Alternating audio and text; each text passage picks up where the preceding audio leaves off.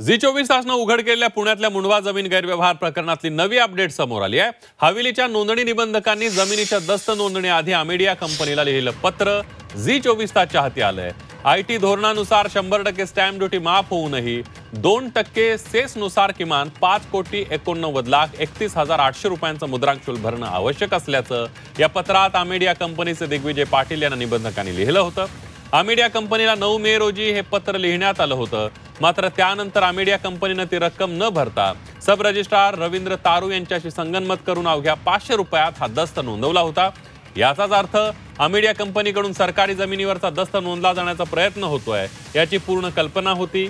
तसंच आयटी धोरणाचा आधार घेऊन स्टॅम्प ड्युटी बुडवण्याचा प्रयत्न होतोय याचीही पूर्ण माहिती होती। किंबहुना अमेडिया कंपनीनंच स्टॅम्प ड्युटी माफीचं पत्र हवेली नोंदणी निबंधकांना लिहिलं होतं।